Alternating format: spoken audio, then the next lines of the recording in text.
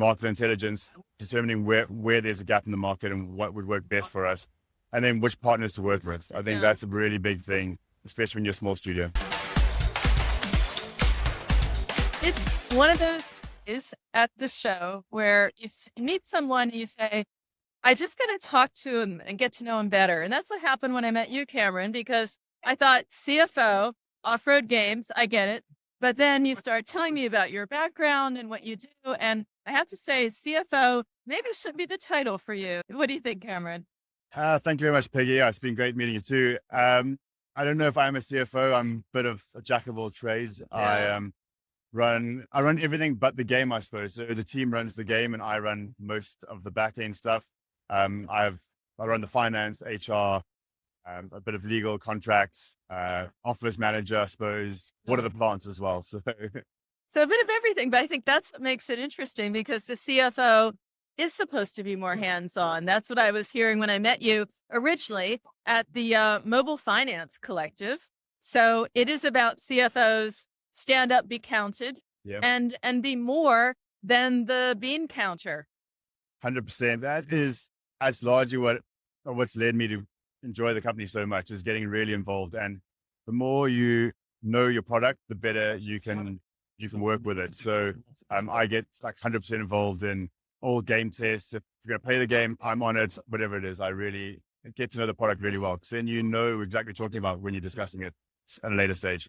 So that's just it. You know, sometimes that's where it falls down, is the CFO is off away somewhere and you're very hands-on. So I think there's some lessons or maybe even some best practice about, you know, getting involved with the product, getting involved with the team, bringing people together so that, you know, your financial savvy is maybe the single source of truth at the end of the day. But, you know, we need to rally around the right metrics, the right goals, the right KPIs, getting that to the team. That's your job. How do you think you've done translating that?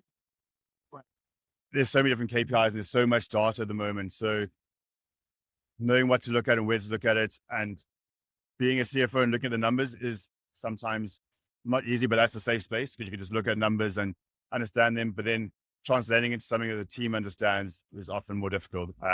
If you're talking about KPIs, they can make sense to you, but to your UI, UX or your dev team, that might not translate into something that drives them or motivates them.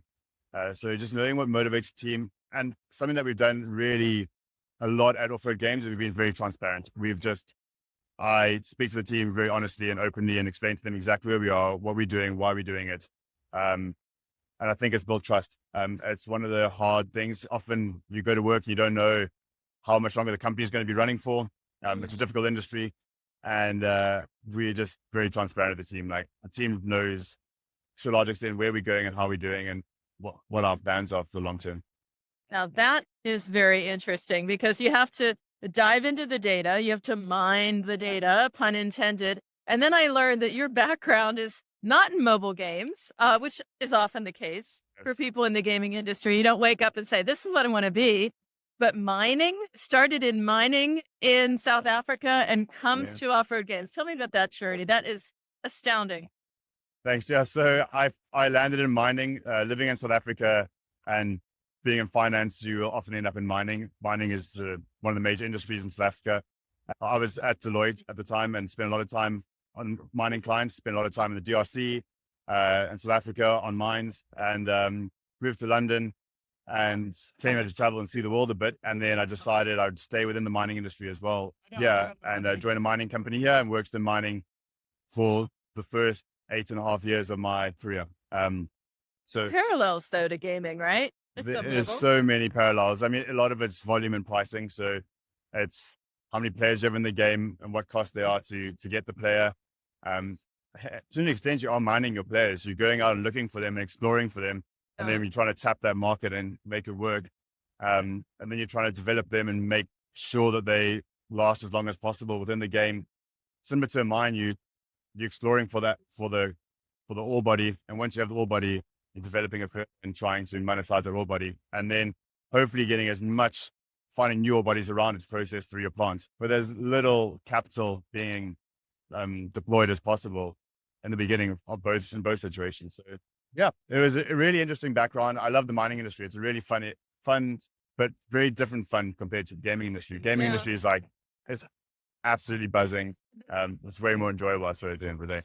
That's true. I mean, it's buzzing here as well. And even at the end of the day, there's still a high level of excitement and optimism about the industry. I was surprised today. A lot of people who were saying, last year around this time, it was like, oh, there are no new launches. There is no new game. It's all Candy Crush and we can all go home now. But no, not at all. And you are actually thinking about new games, new launches, new things happening at Offroad. Tell me about it. There's always new ideas in the pipeline. Nothing concrete. It depends where we're going. We've got some titles that haven't been launched, but we'll see if we'd ever launch them again, or launch those titles, or create new games from scratch. The market's really moves really quickly. So Yeah. that's one of the similarities. Like there's market intelligence determining where there's a gap in the market and what would work best for us, and then which partners to work with. I think that's a really big thing, especially when you're a small studio. Well, that was just it. You did find a gap because I remember when you came out and originally with the game, it was like, look, match 3 for men, it works. And that was astounding and everyone was blown away by that. So, I mean, it is about finding that gap and serving that.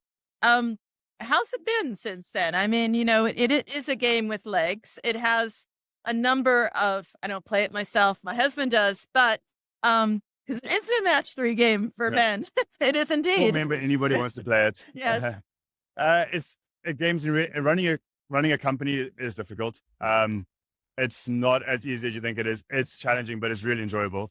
The game has done extremely well. The game is performing better than we expected it to perform without giving too much away. We're managing to expand the game in different areas. So our LiveOps has done really well. We've created and developed and released new features that have performed as we intended and often better than we intended, which has been really good. And we're looking to grow the game further. So our main priority for the year is to grow Chrome Valley customers. Okay.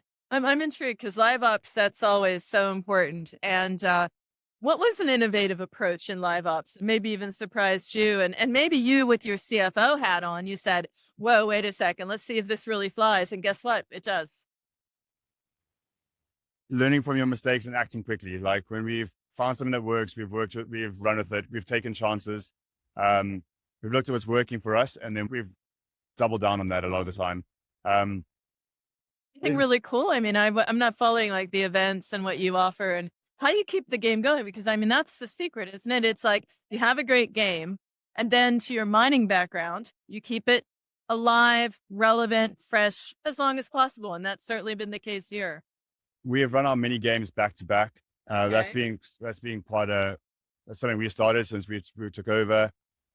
Releasing new content the whole time, keeping the game fresh, adding new features to the game, making the game feel new. That has really helped because we've got a lot of players that are an older cohort. So making sure that they're well looked after and have got new content. And I suppose we've also trying to make sure our new content's better than the content was in the past as well. We're just trying to improve the whole time. But at the end of the day, it always has to balance out. I'm just curious because you said with your partners, and I talked with a number of people in MFC, right? So I know that some of them feel rather, I wouldn't say lonely, but it could be a lonely job, right? And you want to have the right partnerships, or you want to approach the ecosystem, which is evolving and so vast. I mean, are there different relationships that you're looking forward to forging this year that are different from others? You play such a central role in the publisher, and the publisher has to branch out. I mean, I was just talking to someone said, this is going to be the pivotal year for D2C. So that means you might have to be talking to payments providers or other providers, other partners. What does that look like for you? D2C is an interesting one. We implemented it and it isn't as easy as you think. It's gone really well for us. We have a great partner that we work with, and it's going well with them. There's loads of challenges this year, and finding good partners where you can both benefit from the partnership. That is really pivotal. When you both feel like you're winning, and if you can find an agreement and a contract and come to an agreement that feels like you're both working really well together. And when you win, they win. Those are the type of partnerships. So is there a new category of partnership? I'm trying to understand like the next level of relationship that a studio like yours has to have or will be pursuing to just go that one step further? How are you monetizing your game? We monetize through IAPs mostly. Majority of Okay. our monetization is IAP and then ad revenue. Okay. Really low hanging fruit for us is monetizing our ad revenue better. Sure. We don't monetize. We're not very aggressive in our ad revenue space. Okay. We don't show ads that early. We probably will bring that forward. It helps the user to progress in the game faster as well, just to help the Yeah. user have a more enjoyable progression and enjoy their time and have more power-ups along the way and more So that would lives. make sense. To help them more, I suppose it's not necessarily to generate more revenue. I mean, that's definitely part of it, but to Yeah. also help the player have a better experience in the game, and to keep them playing longer. Yeah, that's the point. It has to be a good experience. So, yeah, you might be one of those companies I'm talking with that are saying, yeah, the ad experience, we're going to re-architect that, find the balance, find the right formats, find the right partners. So I do want to keep tabs on you, Cameron, and you are a very interesting person for me to do that because you bring together a different dynamic in what I would expect in a publisher, just curious how you keep that dynamic yourself. It has to be real, about the numbers. But you're also very hands-on, maybe because of the mining background. I don't know, but there's something about what you do to do your job better. What would you say that is? What can you share? I think I wake up excited most days. Running your own mobile gaming studio is like really enjoyable. And we've got a great team. Like we really have a great team. So I enjoy going to work. I genuinely enjoy being in the office. Just being honest and true to yourself, I suppose. Like you're not going to get everything done. Your list is going to be longer at the end of the week than it was at the start of the week. Just doing the most important things on your list. And finding out what is most important. Often you can share the load. Like there's ways you'd be surprised what different members in your team can and are willing to do and are capable of doing. When you give people responsibility, they often embrace it and rise to the top really well. And when you're honest about the forecasting, I think is always really key. I mean, saying like, this is where we are, this is where we need to go, and everyone's on the same page. It is. It's also very scary. If we aren't in the position where we don't have a runway, but telling the team member we don't have much of a runway, that would be a very daunting day of my life. I don't ever want to be there, so I want to make sure that that's always protected, and we're looking into it well before it becomes reality. But my number one priority is making sure my team has a job, and is well paid. So that is like that's what keeps me up at night, I suppose. If anything does, it's making sure that I'm looking after the team. And then if the game does well, that's great. I mean, that helps the team, but my team is my number one. Yeah. And we look after them. Well, looking after them. And then I suppose that's why we haven't got a staff of 20 people, why we still do have contractors. It's not because we don't want to hire the whole, but it's growing responsibly. We'd like to grow and treat people as well as we can and look after everybody that we can as well as we can. Well, I admire that because that's the whole idea with sustainable growth, profitable growth. We've already seen what happens when you don't think that way. And you won't be there tomorrow, but you most certainly will. And I will look forward to chatting with you again, Cameron, and wishing you all the best in what you do. And above all, the spirit and the interest in the team. I think that's very, very key because it is a team effort. Yeah. And I'll be looking for possibly for another iteration of what comes out of Offroad Games. Thank you very much. Thank you, Peggy. This show is all about how to do your job better, how to make an amazing game, how to market it, and you have a say. So if you have a story or know someone we need to shine a light on, then we would love to hear from you. We want to hear from you. We want to reflect the reality of the mobile games market in all its wonderful complexity and strangeness. So if you have any suggestions for us, if you have any feedback for us, you can always get in touch. You can email us at podcast@pocketgamer.biz. You can find us on Twitter @pgbiz, and you can reach out to us through the pocketgamer.biz website. If you're interested in listening to all of our podcasts, you can find them at pocketgamer.biz/podcast.